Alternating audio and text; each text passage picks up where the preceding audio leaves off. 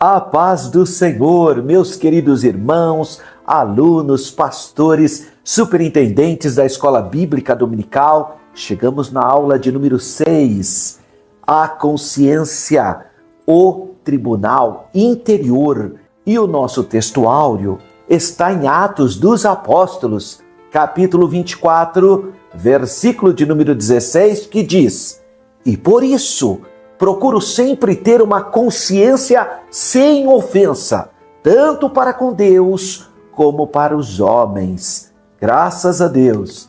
E a nossa verdade prática diz assim: diante da crescente degradação do padrão moral do mundo, o cristão, o crente, o fiel, deve apegar-se cada vez mais à palavra de Deus, à sã doutrina, para ter sempre uma boa consciência, porque é a palavra de Deus que produz santidade. Olha, o Senhor Jesus declarou: santifica-me na verdade, a tua palavra é a verdade. Graças a Deus. Então, a palavra de Deus vai santificar a tua mente, para que você também tenha uma boa consciência diante do Senhor, como o apóstolo Paulo. A leitura bíblica em classe está na carta do apóstolo Paulo aos Romanos, capítulo 2, versículos 12 a 16. Vamos ler? Porque todos os que sem lei pecaram, sem lei também perecerão. E todos os que sob a lei ou debaixo da lei pecaram, pela lei serão julgados. Porque os que ouvem a lei não são justos diante de Deus, mas os que praticam a lei hão de ser justificados. Por quê?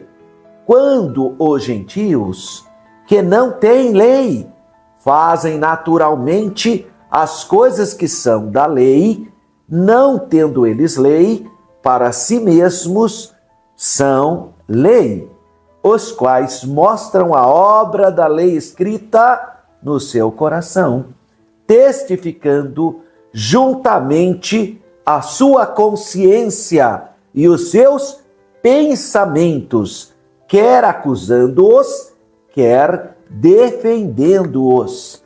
No dia em que Deus há de julgar os segredos dos homens, por Jesus Cristo, segundo o meu evangelho. Então, essa é a leitura bíblica em classe, que sempre é muito relevante, muito importante que você faça com os seus alunos, porque a palavra de Deus, ela é muito mais importante do que qualquer comentário, a palavra de Deus em si.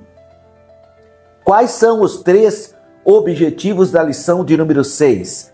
Primeiro objetivo: mostrar aos alunos a origem da consciência humana como um senso moral dado por Deus, reconhecendo o seu papel antes e depois da queda, porque há diferença. Uma coisa é o homem antes da queda, outra coisa é o homem pós-queda. O homem tem o livre-arbítrio, tanto é que ele escolheu comer do fruto que Deus havia proibido. Foi uma escolha dele. Então, essa primeira consciência dele é uma consciência sem a mácula do pecado. Mas depois que ele pecou, a Bíblia é clara em dizer que da planta dos pés até os cabelos da nossa cabeça estão contaminados pelo pecado original. Mas então como que a pessoa vai fazer escolhas certas se o seu livre-arbítrio está contaminado pelo pecado? É aí que entra a graça de Deus.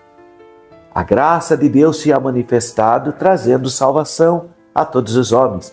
Então, a graça de Deus toca no coração do homem, na consciência do homem, e aí o que acontece? O seu livre-arbítrio pode fazer a escolha por essa graça ou recusá-la. Claro que o primeiro toque sempre é de Deus, porque o homem por si só, devido à queda, devido ao pecado, não tem condições de fazer escolhas corretas, porque foi, de fato, prejudicado pelo pecado. Mas a graça de Deus tocando é como se restaurasse o seu livre-arbítrio pleno para fazer as escolhas certas, em crer no Senhor Jesus Cristo e ser salvo. Então é muito maravilhoso a obra da graça ou do Espírito Santo na vida das pessoas. Então o primeiro tópico da lição 6, ele faz esse apontamento. Você tem que mostrar para os seus alunos a origem da consciência humana como um senso moral dado por Deus, que é um presente de Deus, reconhecendo, obviamente, como que é essa consciência antes do pecado, que é o período da inocência, e depois da queda, que é então o período dessa consciência. 2. Segundo tópico, ensinar que a consciência atua como um tribunal interior, capaz de acusar ou defender, incentivando o autoexame constante. Então, vamos ter que trabalhar essa perspectiva, porque esse é um dos objetivos da lição 6. E o último objetivo, o objetivo de número 3, é alertar os alunos para as falhas e deformações que a consciência pode sofrer quando não é orientada pelo Espírito Santo ou pelas verdades expostas na palavra de Deus. Então é importante fazer esse alerta. Esses são os 3 objetivos da lição 6.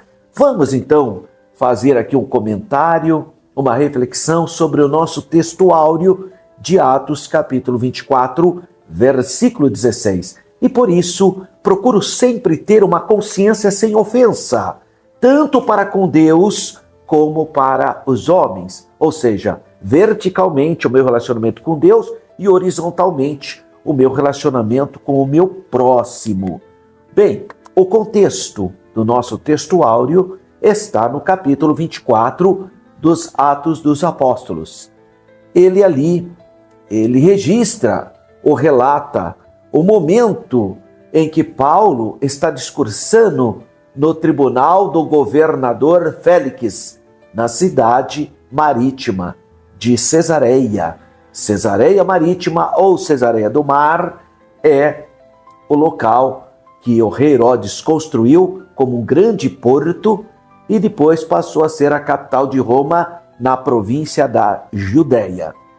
Bem, Jerusalém era a capital religiosa, mas Cesareia do Mar, a grande cidade marítima, era o porto e, portanto, ali ficava a sede da dominação romana na província da Judéia.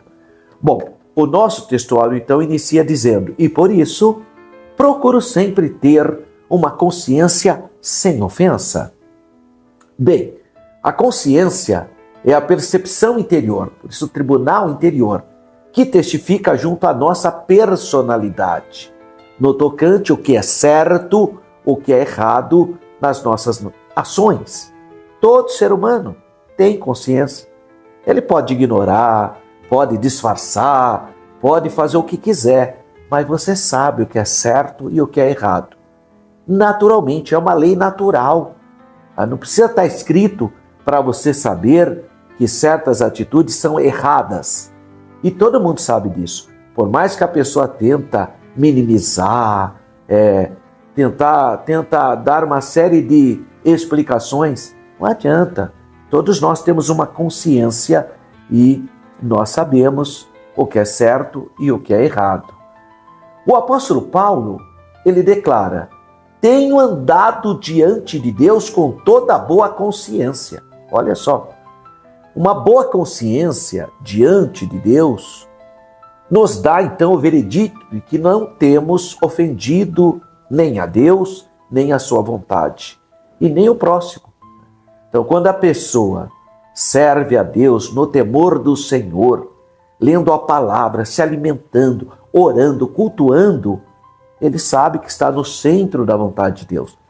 Aliás, uma das palavras que me marcaram muito do pastor Paulo Freire, aqui de Campinas, deputado federal, que muitas vezes eu vi ele orando, e a oração dele era essa: Senhor, me ajuda a estar no centro da tua vontade. É isso que nós temos que desejar, estar no centro da vontade de Deus, ser governados pelo Espírito Santo, ter sensibilidade espiritual. Essa é a vontade de Deus para a minha vida. Essa é a vontade do Senhor para a sua vida. Que você seja guiado pelo Espírito Santo. Que você tenha sensibilidade espiritual para ter uma boa consciência diante de Deus, em primeiro lugar, e dos homens. Então a declaração do apóstolo Paulo deixa envergonhados e reprovados aquelas pessoas que se desculpam da sua infidelidade a Cristo, alegando que todos pecaram e que é impossível viver diante de Deus com uma boa consciência. Então são pessoas que não vivem a palavra de Deus, que não oram, que não leem a palavra de Deus, que não nasceram de novo, mas tem um rótulo de cristão, né? Aí ela fala, você vê, né? Não tem ninguém perfeito. Às vezes a pessoa até usa aquela expressão que Jesus falou, né? Que a carne é fraca, o espírito está sempre pronto, mas a carne é fraca. Ora, isso aí não é para você pegar esse texto para se desculpar. É um texto de alerta. Então, se você sabe que a carne é fraca, então alimente o espírito, busque a presença de Deus, ore mais, leia mais a palavra de Deus, porque você sabe que a carne é fraca. E não para pegar o texto para ficar disfarçando. Aí tudo que faz é você vê, né? A carne é fraca. Sim, mas não é para ser uma muleta para você. Isso é um alerta, um despertar. Se você sabe que a natureza carnal é frágil, então alimente o seu espírito, busque a presença de Deus, pede para o Senhor Jesus te batizar no Espírito Santo, te revestir de poder. Batismo no Espírito Santo é revestimento. Você já está vestido, revestido, revestimento de poder. Essa é a vontade de Deus. O próprio Senhor Jesus diz que deixaria a promessa do Pai, que era o quê? Recebereis a virtude do Espírito Santo. Atos capítulo 1, versículo 8. Mas recebereis a virtude do Espírito Santo para ser testemunhas. Nós somos testemunhas do Senhor Jesus. E para que nós sejamos luz do mundo e sal da terra, eu preciso ter uma vida cheia do Espírito Santo para não ceder às obras da carne. Então, não tem que ficar disfarçando. Vai buscar Deus, orar, ler a palavra, se encher, né, da armadura, se vestir da armadura de Deus para resistir os dardos inflamáveis do diabo, como Paulo escreveu aos Efésios. Agora a pessoa vem com essas desculpas, então a declaração do apóstolo Paulo deixa essas pessoas em uma situação bastante degradante, porque a Bíblia nos oferece os instrumentos e os recursos para termos uma boa consciência diante do Senhor. Então a voz da consciência aprova ou desaprova as nossas atitudes e ações diante de Deus. Quando não levamos em conta e vivemos sem dar importância em manter uma boa consciência diante do Senhor, quer dizer, não tem comunhão com Deus, não tem sensibilidade espiritual, sabe o que acontece? Nós temos uma mente cauterizada pelo pecado. E aí a vida dessa pessoa é um fracasso, tanto diante de Deus como diante dos homens. Infelizmente tem muita gente nessa situação. Infelizmente, porque a pessoa não quer orar, não tem tempo para orar, tem tempo para todas as coisas. Tem tempo para tudo, para se divertir, para falar, para participar de evento, aí tem tempo. Mas não tem tempo para entrar no quarto, fechar a porta e rasgar o coração diante de Deus. Quer dizer, em outras palavras, não tem comunhão com Deus. Seu relacionamento vertical está prejudicado. A mente cauterizada, irmão.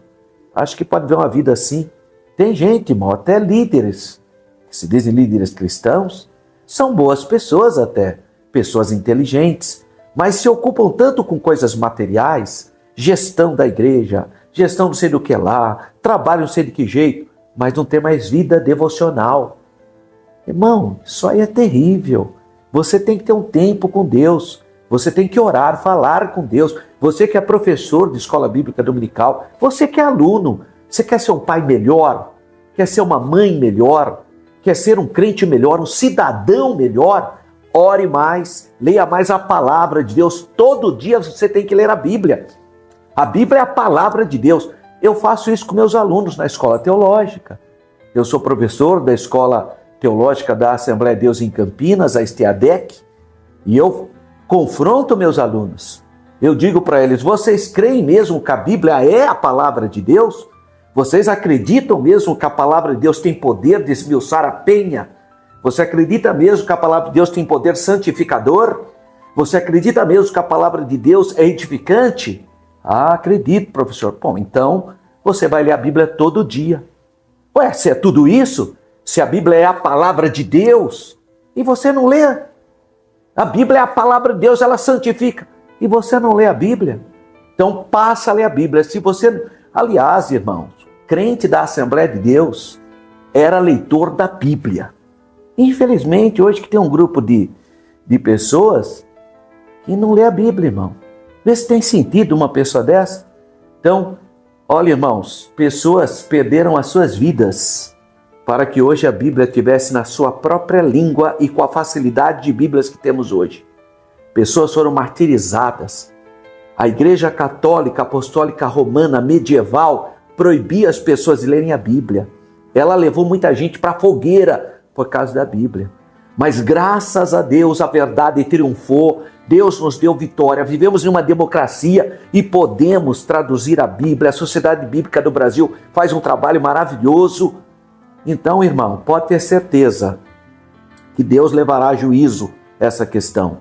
Nós temos toda a liberdade para ler a Bíblia. Por que você não está lendo a Bíblia? Você tem toda a liberdade, você tem todo tipo de Bíblia de estudo, mas você não tem reservado tempo para a palavra de Deus, que muda a nossa percepção, a nossa consciência. Então a vitória, para você ter uma boa consciência diante de Deus, leia a Bíblia todos os dias. Todos os dias leia a palavra, deixa a palavra entrar no teu coração, santificar a sua mente, para que você tenha uma boa consciência diante de Deus. Tem que orar, meu irmão. Orar, oração. Então, quando não levamos em conta e vivemos sem dar importância em manter uma boa consciência diante de Deus, o que aconteceu com a gente?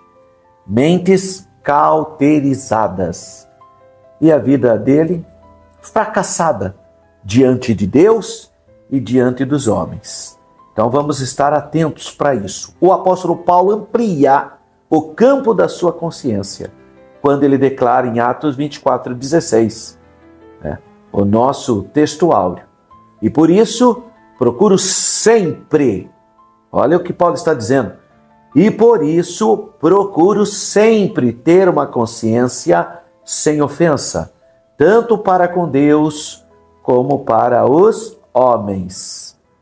Prosseguindo sobre esse mesmo assunto, o apóstolo declara, escrevendo a Timóteo, 2 Timóteo, capítulo 1, versículo 3. Dou graças a Deus, a quem, desde os meus antepassados, sirvo com uma pura consciência ou com uma consciência pura. Servir a Deus com uma consciência pura ou limpa implica em viver em comunhão com Deus, tendo a certeza que estamos no centro da sua vontade. É aquilo que eu disse, é pedir para Deus, você tem que desejar viver uma vida no centro da vontade de Deus. Porque se você estiver no centro da vontade de Deus, você vai ter comunhão.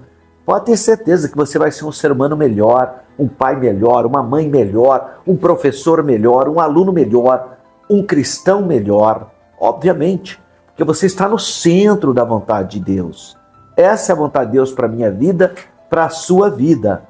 Na Epístola aos Hebreus, o autor, exortando aos irmãos a perseverarem na fé, ele faz a seguinte declaração: cheguemo-nos com verdadeiro coração, em inteira certeza de fé, tendo o coração purificado da má consciência e o corpo lavado com água limpa. Hebreus 10, 22. Olha só, tendo o coração purificado da má consciência. Coração, na verdade, é a sede das emoções, né? Ele está falando aqui um pouquinho, então, da nossa sede, das nossas emoções.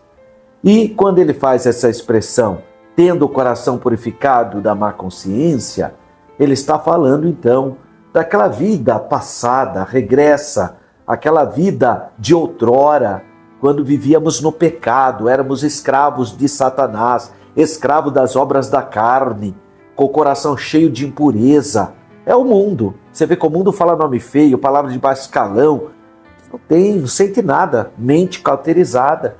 Mente. Tem pessoas que têm prazer em mentir, têm prazer em enganar os outros, têm prazer de assediar os outros. Quer dizer, uma vida que sem temor de Deus, uma vida cheia de impureza. É o homem mundano, obras da carne. Ao chegarmos a Deus Pai, mediante a obra expiatória de Jesus, graças a Deus que o Senhor Jesus, o Verbo que se fez carne, o Cordeiro de Deus, derramou seu sangue puro, graças a esse sacrifício maravilhoso de Jesus na cruz.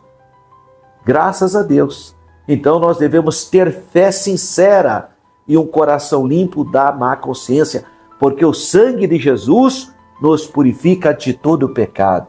É isso que você lê na primeira carta de João, capítulo 1, versículo 7. Mas se andarmos na luz, como ele na luz está, temos comunhão uns com os outros, e o sangue de Jesus Cristo, seu Filho, nos purifica de todo o pecado.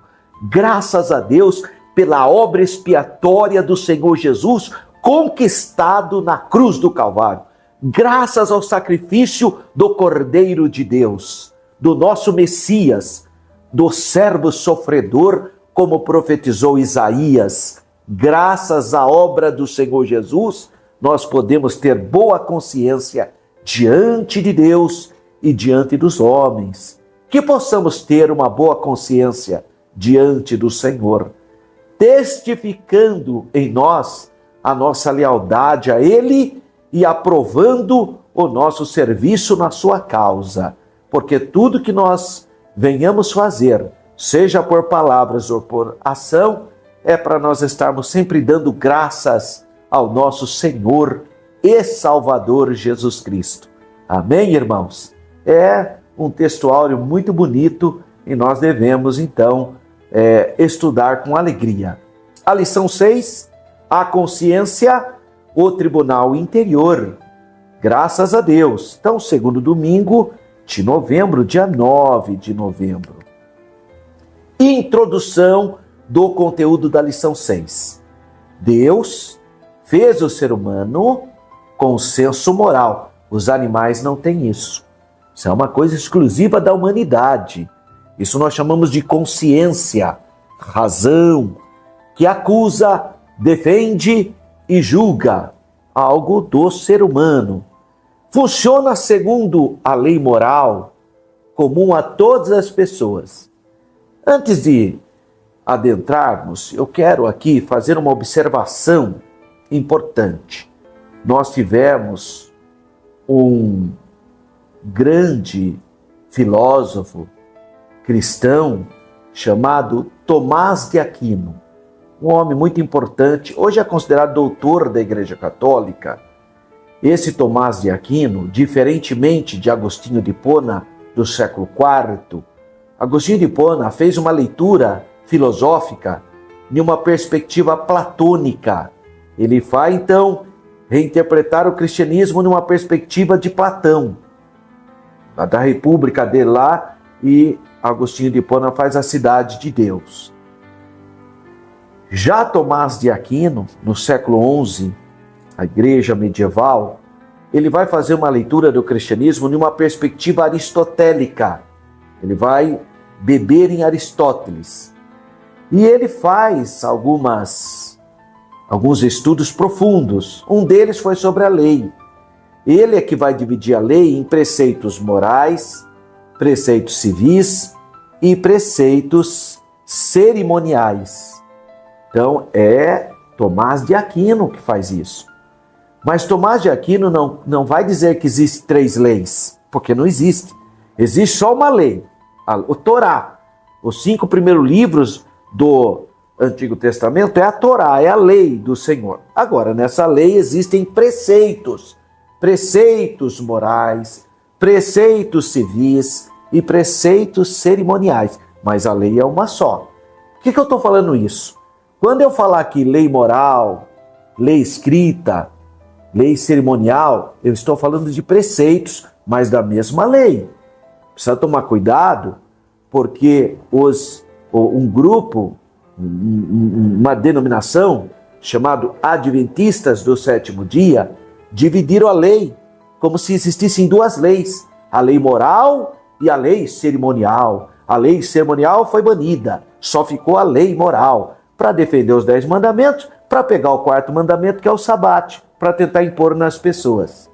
Isso é uma falácia, essa interpretação, porque não existe 2 leis. Isso é um costume adventista, em falar que existe 2 leis, a lei de Moisés e a lei de Deus. A lei de Moisés, lei de Deus ou lei do Senhor, é a mesma lei, é o Pentateuco, Gênesis, Êxodo, Levítico, Número e Deuteronômio. Não existe 2 leis, é uma lei, um Deus, um povo, uma só fé, é um só. Agora, de fato, Tomás de Aquino foi que trabalhou essas questões, só que ele trabalhou como preceitos, preceitos morais, preceitos civis, preceitos cerimoniais. Jesus cumpriu tudo, glória a Deus. Jesus é a completude da lei. Agora a pessoa só para tentar impor o sábado, faz toda um verdadeiro marabalismo. Que é isso? Tá? Então vamos já deixar claro que existe uma única lei.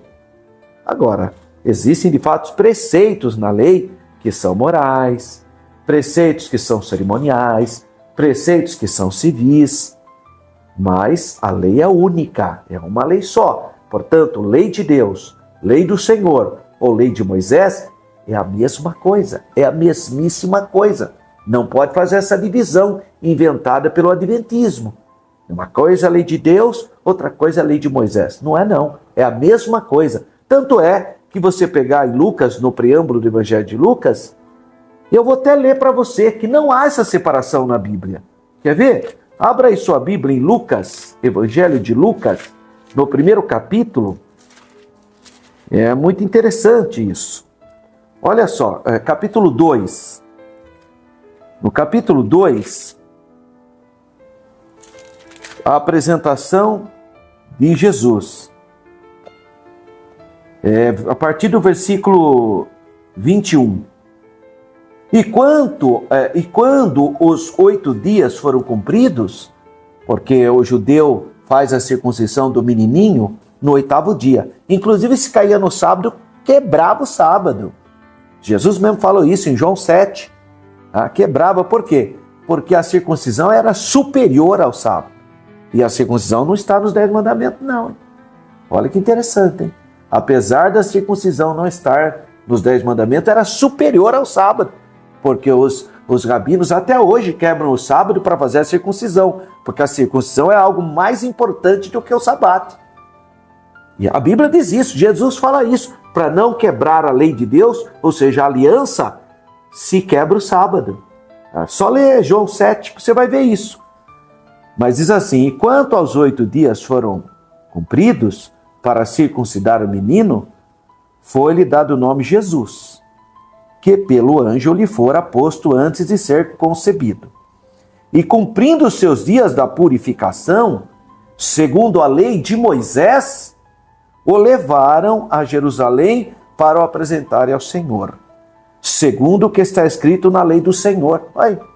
Para cumprir a lei de Moisés, segundo o que está escrito na lei do Senhor, porque é a mesma coisa. A lei de Moisés, a lei do Senhor, é a mesma coisa. E ele fala que todo macho primogênito será consagrado ao Senhor, e para darem a oferta segundo disposto na lei do Senhor, um par de rolinhas ou 2 pombinhos. Então aqui em Lucas, capítulo 2, versículos 22 em diante, ele vai dizer, uma hora ele fala lei de Moisés, outra hora ele fala lei do Senhor, que é a mesma coisa. Lei do Senhor, lei de Deus, ou então lei de Moisés, é a mesmíssima coisa, é a lei de Deus. Agora, é claro, esses grupos religiosos tentam separar porque ele quer dizer para você que os 10 mandamentos são mantidos porque são elementos morais. Não, senhor. 9 mandamentos são morais, um é cerimonial. Por quê? Porque mandamentos morais não podem ser quebrados. Não pode ser quebrado. Se você fala lá, não terás outros deuses, não pode ter outros deuses e acabou. É moral. Não adulterarás. Ah, mas eu só dei uma olhadinha. Não adianta, você quebrou. É moral. Jesus falou, se olhar também é como se estivesse adulterando. Então, não pode. Então, porque a moral não tem concessão para elementos morais. Não pode assassinar. Ah, eu só dei um tirinho. Não pode, meu amigo. Tá? Não pode, são questões morais. E o sábado? O sábado os sacerdotes quebravam na sinagoga. Então não pode ser moral. Se fosse moral, jamais os sacerdotes quebrariam. Jamais quebrariam o sábado se o sábado fosse um conceito moral. Não é. Sábado é um preceito cerimonial. Mas, infelizmente, os adventistas, que eu não tenho nenhum problema com os sábados, se quiserem guardar sábados, para mim isso é tão indiferente, é tão secundário, porque todos os dias para mim são santos. Todos os dias, segunda é uma bênção, terça é uma bênção, quarta é uma bênção, quinta é uma bênção, sexta é uma maravilha, sábado é uma bênção e domingo é uma bênção. Claro, o primeiro dia da semana tem a ver com o dia que a vida venceu a morte, né? O dia que a luz venceu as trevas, porque Jesus ressuscitou no primeiro dia. Só por isso que os cristãos se reúnem. Então nós não temos o mesmo espírito da lei que obrigava as pessoas a guardarem o sábado. Aí alguém pode dizer para mim, mas a Bíblia fala que a guarda do sábado é um princípio eterno, é um concerto perpétuo. Meu amigo, tem um monte de coisa que é conceito perpétuo no Antigo Testamento. Um monte de coisa. Tudo conceito perpétuo, mas para Israel, né? Porque essa é a identidade do povo judeu. Não para quem está em Cristo, porque Cristo já cumpriu toda a lei. Tudo. Aliás, interessante, né? Jesus citou muitos mandamentos na Bíblia, sabia? Jesus cita para aquele moço de confiança, você já guardou esse, mas nunca falou nada de sábado. Interessante, né? Paulo falou muito sobre honra teu pai e tua mãe, que é o primeiro mandamento com promessa, mas nunca falou nada de sábado. Agora, se a gente vai querer impor um pensamento, e para isso divide a lei, dizendo que uma é a lei moral, que é a lei de Deus, e a outra a lei cerimonial, que é a lei de Moisés, isso não existe. A lei é uma só. Lei de Deus, lei do Senhor ou lei cerimonial. É uma só. Agora, existem preceitos dentro da lei. Preceitos cerimoniais, preceitos civis e preceitos morais. Mas isso está claro na Bíblia? Não. Quem foi que fez esse estudo? Um santo da Igreja Católica, Tomás de Aquino. Então, quando ele fala aqui, funciona segundo a lei moral, ele está falando nessa perspectiva, que todo mundo tem conceitos de moralidade. Isso é comum a todas as pessoas. A própria Bíblia e outras fontes normativas, como a família, a igreja, o Estado, é natural. Então a consciência escrutina e emite juízo sobre todo o comportamento do ser humano. Então você pode pegar uma tribo isoladíssima. Lá também tem esses elementos morais. Ele sabe que não pode matar outra pessoa, ele sabe que não pode adulterar, mas não está escrito, não tem. É natural. Então é interessante essa percepção. Outra coisa, a antiga União Soviética, os cientistas ateus, vasculharam a face da Terra para encontrar uma tribo, uma só, que fosse ateia, que não cresce em Deus. Não conseguiram. Não conseguiram. Não adianta, porque isso aí está intrínseco ao ser humano, a querer adorar, a ter uma sede de Deus. Então, e tentaram tirar Deus da antiga Rússia, baniram, quebraram os santos da igreja ortodoxa, destruíram igrejas. Só que no dia 1º de maio, que é o dia do trabalho, sabe o que aconteceu? Faziam aquelas procissões do dia. Na igreja ortodoxa tinha as procissões onde carregava o ícone, ou a figura, ou o quadro da Virgem Maria, de Jesus, de São Basílio, que é o o grande santo da Rússia, São Basílio. Então, e aconteceu o dia primeiro, dia do trabalho? Aí estava lá todo mundo marchando, com o quadro, com a foto do Marx, do Lenin, do Stalin. Quem eram esses? Os grandes líderes da revolta bolchevique. Eles só trocaram. Tirou os santos da Igreja Ortodoxa e pôs os líderes do comunismo. No fundo, era o que você assiste hoje na Coreia do Sul. Aliás, na Coreia do Norte. É o que você assiste na Coreia do Norte hoje. O regime não permite a religião, mas fica adorando lá os seus líderes fundadores. A dinastia lá que governa com mão de ferro a Coreia. E assim é em qualquer país do mundo. Se você tirar Deus, eles vão arrumar um jeitinho de adorar o líder. Porque está na alma humana esse sentimento de dar graças a Deus. A minha alma tem sede de Deus. E se a pessoa não tem experiência com Deus verdadeiro, vai ter com alguma coisa, infelizmente. Então a consciência escrutina e emite juízo sobre todo o comportamento humano. Qual é a palavra-chave, então, da lição de número 6? Consciência. Essa é a palavra-chave. Então vamos para o primeiro tópico da lição. Então o primeiro tópico da lição 6 é antes e depois da queda. Então, subtópico 1.1, a primeira manifestação. Do grego, sineidesis, saber com. A consciência é uma faculdade inata, ou seja, todo mundo nasce com consciência. Todo mundo tem essa consciência. É como um sensor instalado na alma humana. Aliás, alguns teólogos, não são todos, alguns teólogos consideram que seja o próprio espírito a consciência. Mas não há consenso no mundo teológico sobre isso. Mas tem gente que acha que a consciência é o espírito. Bom, o que nós sabemos é que uma consciência é uma capacidade dada por Deus para o homem discernir entre o certo e o errado. E isso todo ser humano tem. E dessa maneira, sabedor do que é certo e o que é errado, ele possa orientar-se na tomada das suas decisões. Gênesis capítulos 2, versículos 16 e 17, e capítulo 3, versículos 6 a 10, tratam da primeira manifestação da consciência na experiência humana, a partir do momento em que o homem pecou, ele passou a ter esse sentimento de consciência. E ele sentiu-se culpado. Ele não tinha isso. Então ele vivia numa dispensação da inocência. Mas com o pecado, ele passa a ter consciência. Na teologia, a gente trabalha esses períodos. O primeiro período antes da queda, como dispensação da inocência. O segundo período após a queda, dispensação da consciência. Tá? Porque o homem passou a ter esse sentimento dentro dele, essa experiência humana. Deus estabeleceu uma lei específica, a proibição de comer o fruto da árvore da ciência do bem e do mal, com o seguinte orientação: no dia em que dela comeres, certamente morrerás. Está lá em Gênesis capítulo 2, versículo 17. O homem transgrediu e experimentou o funcionamento acusativo da consciência.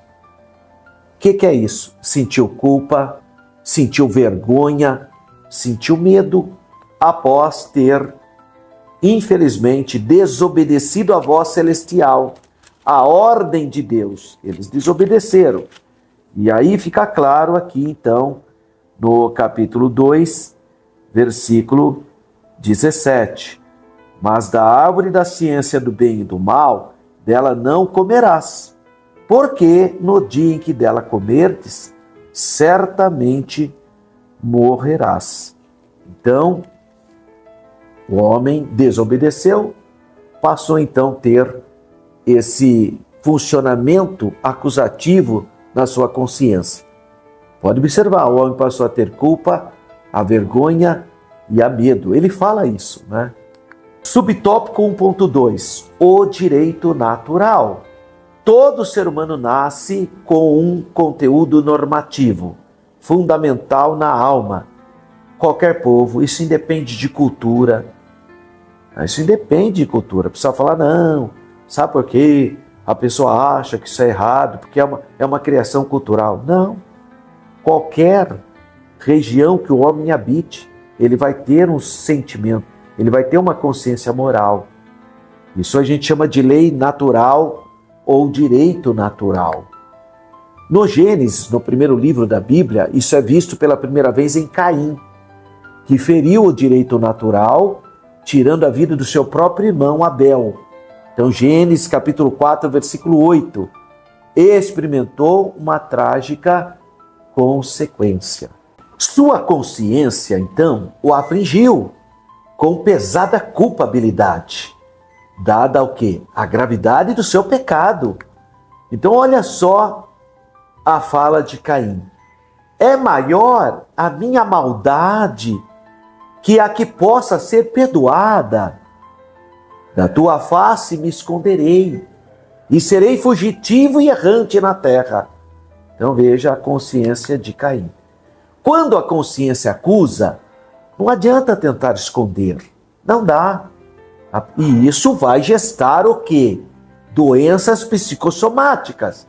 Então quando a pessoa ela não trata, ela não enfrenta os seus medos, não confessa a sua transgressão, tem sérias doenças psicossomáticas e consequências também. Salmo 139, versos 7 e 8, livro de Jonas, capítulo 1, versículo 3 a 12. 1.3, escrita no coração. Em Romanos, capítulo 2, versículos 12 a 16, Paulo faz referência à lei mosaica, dado a Israel.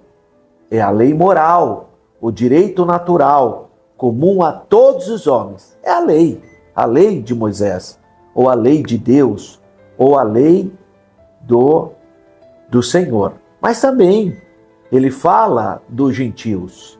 Ele fala assim, os quais mostram a obra da lei escrita no seu coração.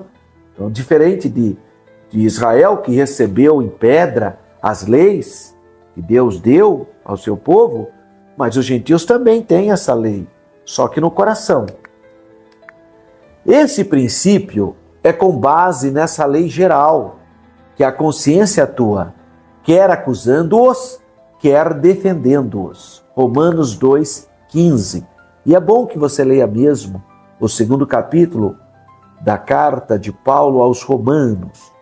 O que ocorreu em relação, então, aos hebreus foi a positivação do direito natural, a escrita. Deus deu a escrita, a lei para ser escrita, Moisés escreveu. Primeiro foi o dedo de Deus, né? Então está ali os mandamentos. Mas são preceitos comuns a todos os homens. Vamos dar o exemplo clássico. Não assassinarás. A proibição de um ser humano matar outra pessoa, né? No sentido de assassinato. Isso está no coração de todos os povos. Então não precisa estar escrito. As pessoas sabem. Você pode pegar uma tribo isolada. Ela tem também esse conceito natural. Além disso, houve ampla regulação da vida civil. Direito de propriedade, direito de família. Por exemplo, né? Êxodo 22, Deuteronômio 24, e o estabelecimento de preceitos cerimoniais, como Levítico 1 até o 7. Antes da codificação do direito natural pela lei mosaica, outras sociedades tinham leis também, regulamentos, claro que tinha. Então não é uma exclusividade do povo de Israel. E muita coisa nessa legislação de sociedades pagãs também tem preceitos de justiça. Então os principais códigos antigos que chegou até nós, principalmente os códigos mesopotâmicos, são o código de Ur-Namnu, 2070 a.C., o Lipstar, 1850 a.C., e o famoso Código de Hammurabi, mais ou menos entre 1790 e 1750 a.C. O Código de Hammurabi é o mais conhecido. Tem muita coisa que Sara e Abraão fazem, está com base no Código de Hammurabi, porque eles eram da Mesopotâmia. Aquela história que Sara fala para Abraão ter um relacionamento com Agar, a sua serva, sua escrava egípcia, e o filho nascer nas suas pernas, isso é uma regulamentação da lei de Hammurabi. Então tem muita coisa que estava lá na legislação da Mesopotâmia. O que há de bom nas imperfeitas leis humanas é inspirado na lei moral, escrita no coração de todos os povos. Então, independentemente de ser fiel a Deus ou não, eles vão ter os conceitos corretos. Então, o resumo do tópico 1. A consciência foi dada por Deus como senso moral, inato, naturalmente, mas sofreu distorções após a queda. Claro, com a queda, tudo foi distorcido, tudo ficou mais nublado. Bom, antes de entrarmos no segundo tópico, eu quero convidar você para você inscrever no nosso canal. Então você pode entrar aí no YouTube, você entra aí no YouTube e digita lá, Professor Alberto Oficial. Digita, Professor Alberto Oficial. Aí você vai entrar no meu canal. Aí você se inscreve lá. Inscreva lá no canal. Ative aquele sininho que tem lá para você receber notificações, para você ser avisado da próxima lição, dos próximos vídeos. E o que eu quero pedir para você? Curta lá, tá bom? Dê o seu joinha e deixe um comentário. Que nem, por exemplo, a irmã Rita Nascimento. A irmã Rita Nascimento enviou uma mensagem bonita. Olha o que ela escreveu, ó. A paz do Senhor, professor Alberto. Assisto da cidade de Camaçari, na Bahia. Quero mandar um abraço aí para todos os nossos irmãos que frequentam a Escola Bíblica Dominical na cidade de Camaçari, na Bahia. Ela diz aqui, estou assistindo a sua aula pela primeira vez. Aprendi muito. Deus continua abençoando sua vida e seu ministério. Um abraço, irmã Rita Nascimento. Muitíssimo obrigado por essa mensagem. É assim, ó, você manda mensagem e a gente vai se conhecendo. O irmão de São Carlos, São Paulo, o Eliano Pires. Olha que coisa bonita. O irmão Eliano Pires, ele dá aula na IBD há 25 anos, meus irmãos. Olha que coisa linda. Eu quero parabenizar o irmão o Eliano Pires, aí de São Carlos, professor da Escola Bíblica Dominical. Ele disse que está gostando muito das aulas. Ele fala aqui que a gente explica ponto por ponto. Essa é a nossa intenção mesmo. Ô irmão Eliano Pires, um abraço a todos os irmãos aí da cidade de São Carlos. Já estive aí em São Carlos, uma linda cidade aqui de São Paulo. Também da nossa cidade de Campinas aqui, ó, a irmã Luzia Lopes, lá de uma congregação nossa, que faz parte do setor onde eu sou pastor supervisor, que é o setor do Jardim Nova Europa. Ela congrega na congregação da Vila Formosa, pastor Jorge Vieira e sua esposa, irmã Raquel Vieira. Um abraço, irmã Luzia Lopes, ela me acompanha também e eu louvo a Deus por sua vida.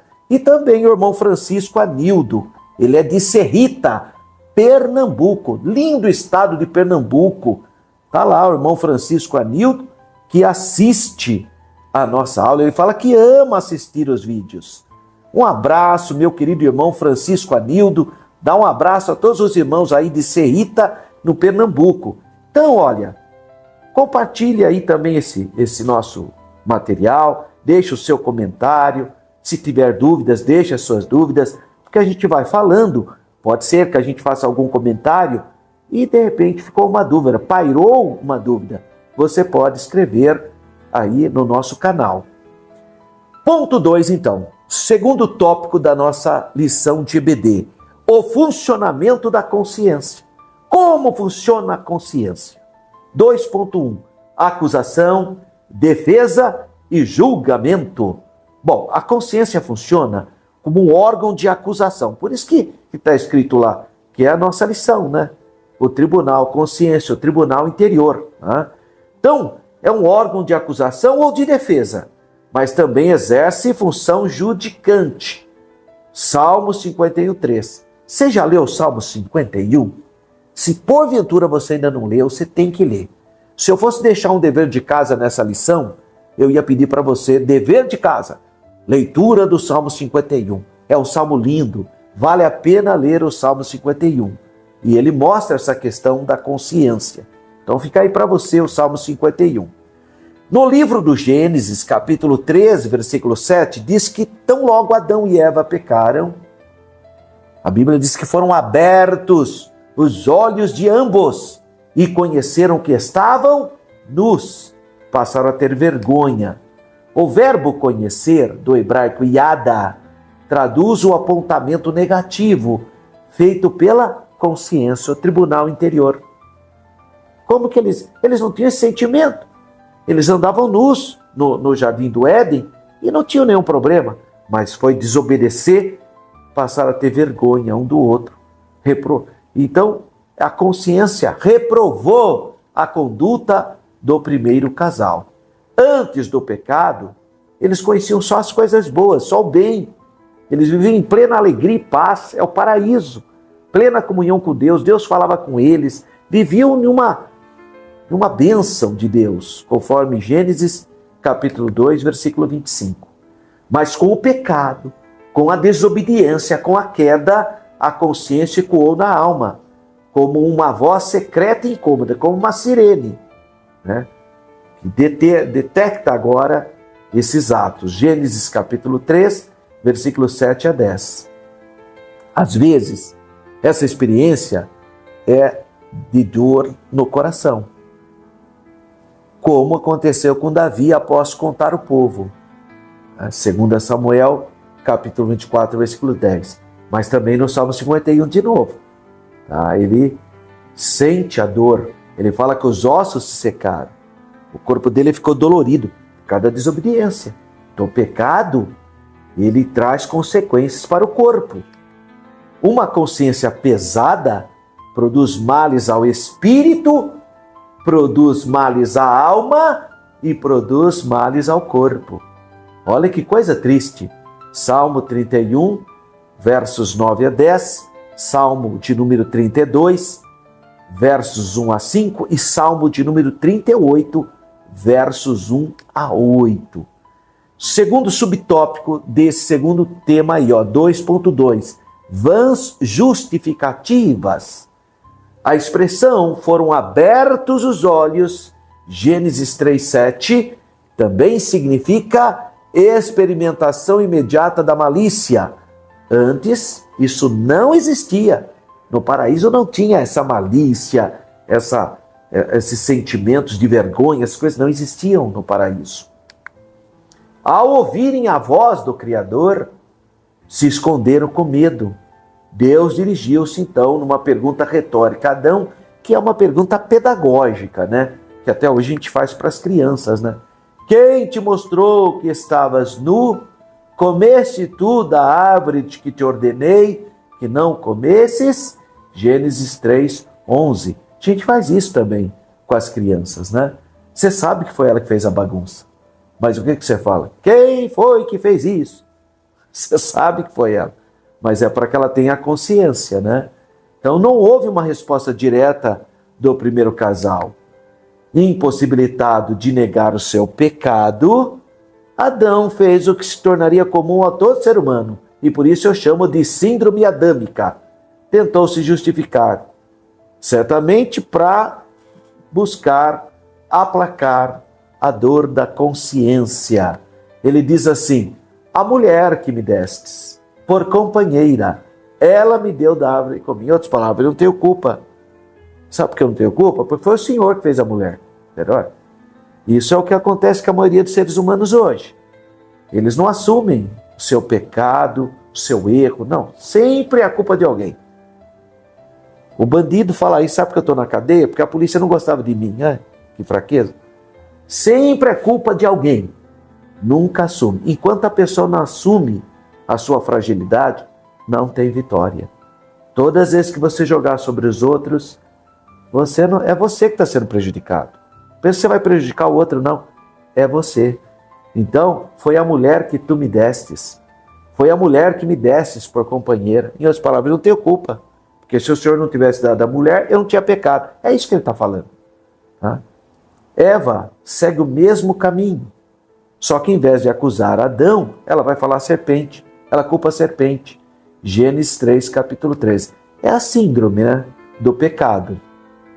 Tentativas como estas são meros placebos. Não tem efeito nenhum. Você acha que foi justificado? Não. Sua consciência continua te acusando a mesma coisa. Porque você sabe que você é o responsável pelos seus atos. Não adianta culpar pai, mãe, namorada, vizinho, pastor. Não adianta. Você sabe que a sua consciência fala que é você que tem que consertar. A consciência é implacável e não cede a vãs formulações humanas, ainda que teológicas como as inclusivas. Você vê hoje tem grupos de pessoas que a Bíblia fala claramente que é pecado aquela prática. Aí abre uma igreja que faz essa prática e aí vem disfarçando. Não, porque Deus ama. Isso é nicolaísmo. Isso é confundir a graça de Deus. Então é lamentável esse tipo de atitude. Uma tentativa de incluir todo mundo. Não tem jeito, pecado é pecado. Prática de pecado é pecado. Pode chamar de outro nome. É a mesma coisa você pegar um veneno e pôr ali xarope. Você mudou o rótulo, só isso. Você tomar é veneno, a mesma coisa. Não é porque você mudou o rótulo é que o conteúdo vai mudar. Não muda. Então você pode falar o que você quiser, mas a consciência é implacável. No fundo, a pessoa sabe que está errada. Ela sabe. Às vezes aquele orgulho, aquela vaidade. Né? Tem um monte de gente assim no mundo, né? A pessoa está tão assim envolvida com certas circunstâncias que ela não quer ter a humildade para se libertar daquilo. Mas no fundo ela sabe que ela está errada. Romanos capítulo 1, versículo 18 a 27, 2 Timóteo capítulo 4, versículo 13. Então, a confissão e o afastamento do pecado é que está a chave da vitória. O Salmo 51, Davi fala isso. Enquanto eu não confessei, enquanto eu tentei justificar, eu não prosperei. Eu só tive doenças psicossomáticas, doenças do corpo também, não só da alma. Mas a confissão, quando ele confessou e deixou e abandonou aquela prática, foi um remédio para a alma dele. Ele foi curado, ele sentiu paz. A vitória está aí. Então não se apegue, não tenta justificar. Entra no seu quarto, rasga o teu coração a Deus, peça perdão pelos seus pecados e seja libertos em nome do Senhor Jesus. Salmo 41, verso 4, Provérbios 28, 13 e Tiago, capítulo 5, versículo 16. 2.3, o debate no tribunal. Se a nossa consciência é o tribunal interno, então há um debate nesse tribunal. A consequência, aliás, a consciência é como um tribunal que julga condutas, aprovando-as ou reprovando-as, como ocorre no tribunal. Só pode ser condenado ou absolvida. Então atua em relação ao presente. Aí você vê Atos 23, 1. Também no passado, 1 Coríntios 4, 4, ou 2 Samuel 24, 10. E no futuro, 1 Samuel 24, 6, Atos 24, 16. Então funciona interagindo com as demais faculdades da alma, principalmente pensamentos e emoções, ou sentimentos. Romanos 2,15, capítulo 9, 1 e 1 Coríntios 8, 12. Então a consciência costuma entrar em longos debates com os pensamentos, que o questionam e aprofundam a análise das ações. Então a consciência vai lá norteando, apontando as questões. Esse processo gera na mente um exame interior, uma investigação pessoal, conforme 1 Coríntios 11, 28, com o objetivo de alcançar um veredicto favorável, o testemunho de uma consciência limpa, 2 Coríntios 1, 12. Então tem que se fazer mesmo essa flexão, foi Deus que nos capacitou assim. E olha, tem um livro famoso do John Stott, chamado Crer é também pensar. Então nós temos que pensar sobre isso, ter a mente aberta e a humildade para reconhecer as falhas. Em casos assim, mesmo que acusações externas prevaleçam, como ocorria em Paulo em Cesareia, a paz interior, em função da consciência estar sem ofensa. Quando você tem uma boa consciência, as pessoas podem falar mal de você, tentando te desqualificar, tentando desconstruir a sua humanidade, pode fazer o que quiser. Quando você tem uma boa consciência diante de Deus e diante dos homens, você tem paz. O Espírito Santo gesta paz no teu coração. É o que está escrito em Atos capítulo 24, versículo 1 a 16, que foi objeto do nosso texto maior. Então, há descanso para a alma, graças a Deus. É o nosso texto áureo. E por isso, procuro sempre ter uma consciência sem ofensa, tanto para com Deus, como para com os homens. Atos 24, 16. Então vamos para o resuminho, o resumo geral do tópico 2.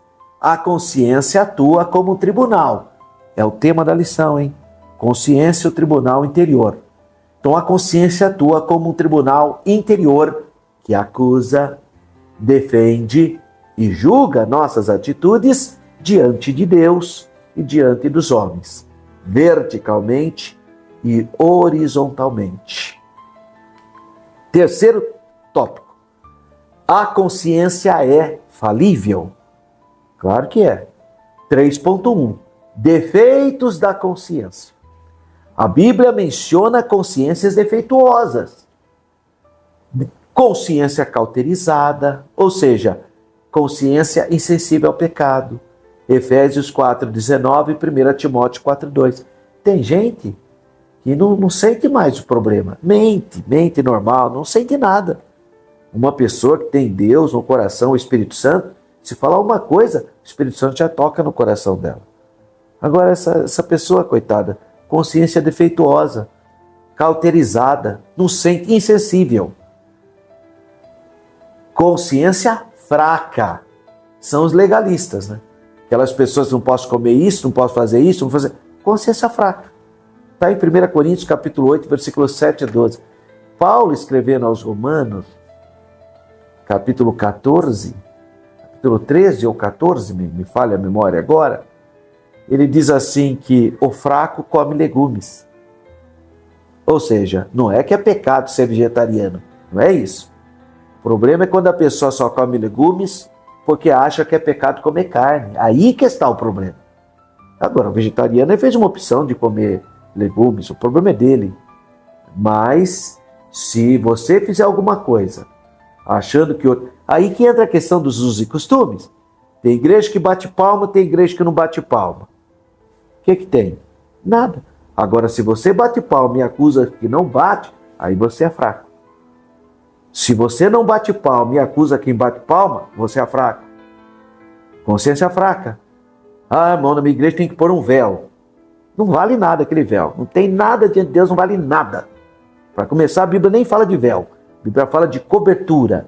Não é esse véu que essas igrejas usam, seja igrejas católicas, orientais, usam um véuzinho tudo transparente, que é preto, né? As igrejas orientais. A congregação cristã no Brasil usa um véuzinho branco, tudo transparente. Isso aí não tem valor nenhum diante de Deus, é um enfeite. Não vale nada. Porque o véu da Bíblia não é nem véu, é a palavra cobertura. Eu não podia mostrar nem o cabelo podia mostrar. Então esse véuzinho aí, que é até meio sensual, parece uma mosquiteira. Isso não vale nada diante de Deus. Mas tudo bem, quer usar? Pode usar, qual é o problema? Tem gente que lá na Inglaterra que usa chapéu na cabeça para ir na igreja. Agora, quer usar esse véu aí, que nem faz a cristã no Brasil e outras igrejas que usam? Fica à vontade. Mas se acusar quem não usa, é fraco. Consciência fraca, porque é legalista. Então, se você quer usar o paletó e gravata, amém, irmão. Mas não pode acusar quem não usa, porque se acusar é fraco. Isso aqui que é a mentalidade fraca. A mentalidade fraca é legalista. E tem também a mentalidade ou a consciência contaminada ou corrompida. Tiago, capítulo 1, versículo 15. Aliás, Tito, capítulo 1, versículo 15. Que fala da consciência contaminada ou corrompida, que é gravíssimo. E aí entra até uma palavra de Paulo, lembra? Para os puros tudo é puro, Para o impuro, até o que é puro torna-se impuro. Mentalidade, consciência contaminada. Então, para a consciência funcionar bem, é preciso estar corretamente educada e cuidada à luz da Bíblia. Para se a pessoa não lê a Bíblia, irmão, como é que vai ter uma consciência boa? Não lê a Bíblia. Aí faz tudo da cabeça. Sabe, se a pessoa, estou arrepiado. E daí que você está arrepiado, irmão? O que tem a ver uma coisa com outra? Não, mas eu senti. Mas Paulo sentiu também e apedrejou Estevão. E sentiu e achou que estava fazendo a vontade de Deus. O que a Bíblia fala? Enganoso é o coração do homem e perverso, mais do que todas as coisas. Eu não sei, irmão, hoje agora tem umas coisas que eu fico pensando, até acho um problema. A história do sentiu. Não, mas eu senti de fazer isso, eu senti. Mas enganoso é o coração. Quer saber de uma coisa? Eu também sinto quando toco o hino nacional, por exemplo. Toco o hino nacional brasileiro, eu sinto. Mas o que eu sinto? Nacionalismo. Tem nada a ver com espiritualidade, irmão. Então cuidado com essas pessoas que, estou arrepiado, senti um vento. Para de bobagem. É a luz da palavra de Deus. Não estou dizendo que você não pode sentir nada. Nós somos sentimentos também. Nós sentimos, está tudo certo. Mas cuidado, porque esse não é o parâmetro de ser algo certo ou errado. Mas o parâmetro é ser educado e cuidado na palavra de Deus. Na palavra revelada pelo Espírito Santo. 1 Timóteo capítulo 1, versículos 5 e 19. E Romanos capítulo 9, versículo 1. Todo desequilíbrio é perigoso. Tudo que é desequilíbrio, tudo que é destemperado é perigoso. Então nós precisamos ser o quê? Equilibrados, temperados, sensíveis à voz celestial. A insensibilidade leva à complacência. Complacência com o pecado. Mas a hipersensibilidade produz extremismo também. Aí tudo é pecado. Quer dizer, para um nada é pecado. Para outro tudo é pecado. É o extremismo, né? Seja o extremismo de uma forma ou do outra. Uma hora nada é pecado, insensibilidade. Outra hora tudo é pecado, extremismo. Então por isso que a Bíblia nos ensina a sermos equilibrados, ponderados, lúcidos. Não pode ser radical. Parece Pedro. Pedro que era assim. Entrou lá na fila, Jesus lava o pé de um, lava o pé do outro, já tinha lavado o pé de uns pais dele, aí chegou a vez dele. Não sou digno. Olha que santidade. Não sou digno de lavar meus pés. Meus pés não. Pensa comigo, irmão. Se Jesus já tivesse lavado seu pé, olha que vergonha. Você ia falar, nossa, olha o Pedro. Pedro tinha humilde, né? Que humildade. Olha, né? Que vergonha, eu deixei Jesus lavar o meu pé. Agora Pedro não. Olha, Pedro, não sou digno. Jesus olhou para ele e falou, Pedro, se você não deixar eu lavar o seu pé, você não tem parte comigo. Sabe o que ele fez? Então me dá um banho inteirinho. Olha que fraqueza. Isso é extremismo. Uma hora não quer deixar lavar o pé, outra hora quer tomar um banho inteiro.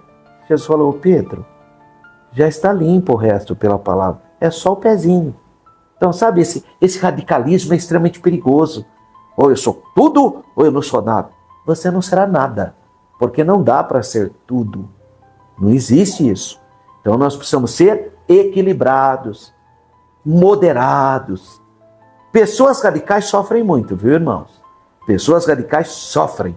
Têm sérios distúrbios e doenças psicossomáticas. Pessoas radicais, é terrível conviver com elas. Agora, o que Deus quer para mim e para você? Equilíbrio, moderação, bom senso, equilíbrio. Essa é a vontade de Deus. Porque o equilíbrio produz bom senso, justiça, equilíbrio. Qualquer coisa a pessoa já sai falando. Não, irmão, precisa ser domínio próprio. Então a vontade de Deus é que eu seja equilibrado, ponderado. É nesse campo que agem as seitas religiosas. As seitas aproveitam a vulnerabilidade das pessoas.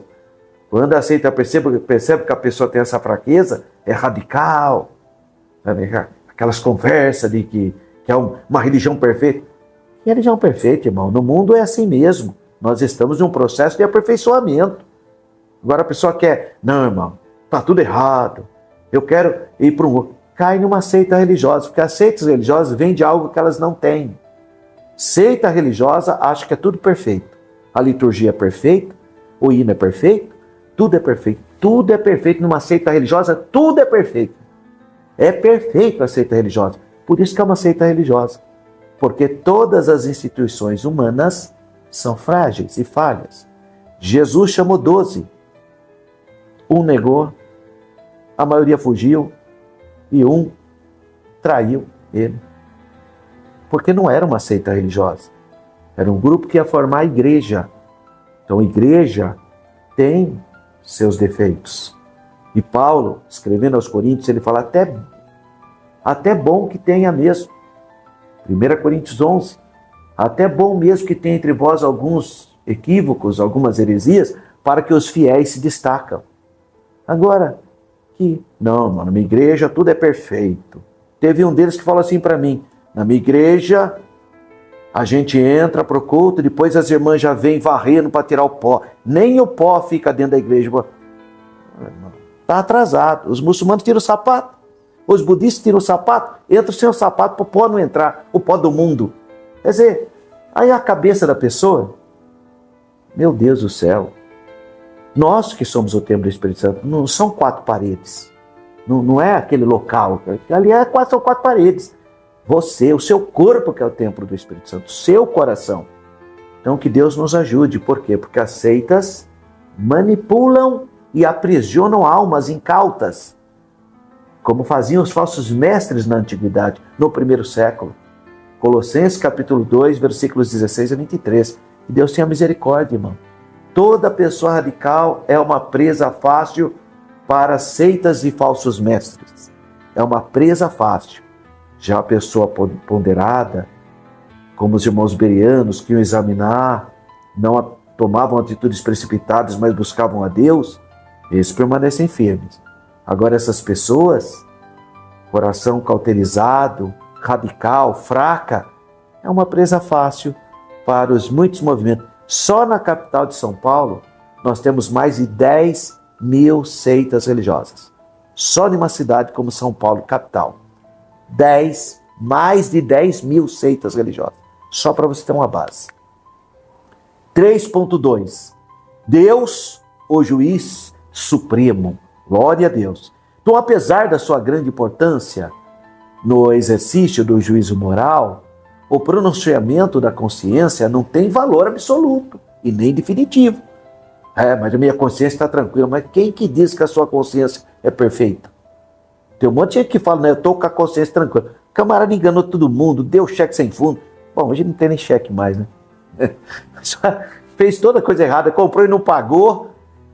E aí vem com essa história, minha consciência está tranquila. Consciência tranquila é porque está cauterizada, né? Não é que está tranquila, está cauterizada. É uma outra coisa. Mas nós não podemos cair nessa de achar que a sua consciência é perfeita. Não, não. Não tem valor absoluto e definido. Tá? Como disse Paulo, 1 Coríntios capítulo 4, versículo 4. Porque em nada me sinto culpado, mas nem por isso me considero justificado, pois quem me julga é o Senhor. Glória a Deus. Devemos sempre nos submeter humildemente a Deus, ainda que a nossa consciência não nos acuse. Pelo menos eu, quando eu estou orando, eu peço perdão para Deus de todos os meus pecados, até aqueles pecados ocultos, que eu nem lembro que eu fiz aquilo. Eu peço perdão, Senhor, me perdoa se cometi alguma coisa que não te honrou, falei alguma coisa que não te glorificou, me perdoa, me lava no sangue do teu Filho Jesus. Quer dizer, porque eu sei as minhas limitações, eu sei que eu sou pó, então eu tenho que ter bom senso. Somente Deus, somente o nosso Pai, o nosso Criador, o nosso Senhor, Ele, o supremo juiz, pode sondar o nosso interior. E o salmista fala isso mesmo, sonda-me, ó Deus, e conhece o meu coração. Que oração linda, né? O meu coração. Então, somente Deus pode sondar o mais profundo do nosso íntimo e expor o mais profundos desígnios da nossa sede emocional, mesmo o que nos é oculto, coisas que você nem lembra. Salmo 139, 23 e 24.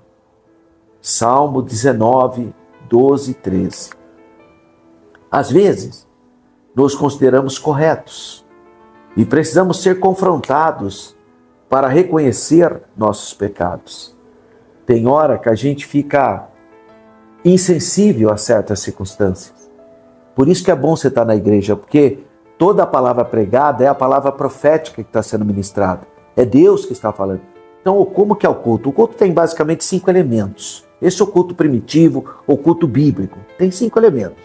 O culto tem oração, o culto tem louvor, o culto tem testemunho, o culto tem ministração da palavra e o culto tem oferta, semeadura, contribuição. São os 5 elementos do culto cristão: oração, louvor, testemunho, oferta e palavra. Quando você está orando, você está falando com Deus. Quando você está cantando, você está adorando a Deus. Quando você está testemunhando, você está testemunhando algo que Deus fez. Quando você está ofertando, você está adorando a Deus. Mas quando você está ouvindo a palavra, Deus está falando com você. Então, no culto, 4 atos de adoração e 1 Deus falando com você. Por isso que é importante dar mais tempo para a palavra, porque é a hora que Deus fala conosco. E nesse momento, Ele nos confronta para vivermos uma vida de santidade de acordo com o seu caráter. Sede santos, porque eu sou santo. Essa é a palavra de Deus para nós. Então, Davi permaneceu insensível e rigoroso até ser confrontado, até Deus enviar o profeta Natã, segundo Samuel 12, 1:13. Você conhece o contexto. Ele estava lá no trono dele. Talvez ele achou que deu tudo certo o plano dele. Bom, eu cometi adultério, mas agora o marido da mulher morreu, que foi ele mesmo que criou a circunstância, mas pelo menos eu casei com ela. Agora está tudo resolvido. E estava lá, tocando o reino dele, até que a palavra veio confrontá-lo. O profeta Natã contou uma história, aparentemente não tinha nada a ver com ele. No seu reino tem um caso, um homem tinha uma ovelhinha só, mas ele amava, era uma só, mas ele amava. E apareceu um comerciante que tinha tantas ovelhas. Acredita que ele matou o homem e roubou a ovelhinha dele? Na hora, o rei Davi, que era um homem muito ético, né?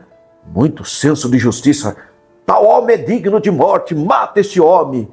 O profeta falou, você é esse homem. E, irmãos, eu fico pensando como é que foi esse momento. Se Davi não fosse homem segundo o coração de Deus, se ele fosse um Saul da vida, ele mandava matar o profeta Natã na hora. Falso profeta, está acusando o rei, manda para o calabouço. Não, irmão. Olha, Saul matou os sacerdotes de Deus por muito menos. Só porque o sacerdote entregou para Davi a espada que Davi tinha matado Golias. Foi suficiente para Saul mandar matar todos os sacerdotes de Deus. Mas Davi é o homem segundo o coração de Deus. A hora que ele foi confrontado com a palavra de Deus, sabe como ele agiu? Me perdoa, eu pequei. Isso é ser uma pessoa segundo o coração de Deus. Não é ser um ser humano perfeito, mas é um ser humano que quando confrontado com a palavra se arrepende, pede perdão. Foi o que Davi fez.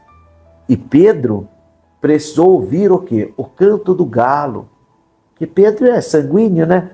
Eu morrerei contigo. Chegou a falar que ia morrer no lugar de Jesus. Jesus falou, sai para lá, Satanás. Tu para mim é uma pedra de tropeço. Olha que situação. E não, porque todo mundo pode fugir, eu não vou fugir. Jesus fala, Pedro, antes que o galo cante, 3 vezes me negarás.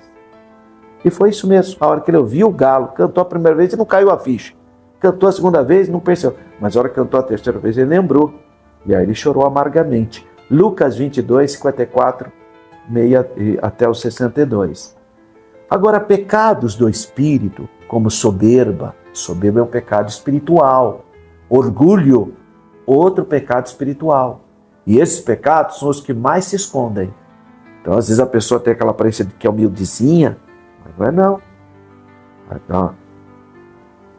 Dá a impressão que é uma pessoa humilde, mas lá dentro está o túmulo, né? Cheio de coisas erradas.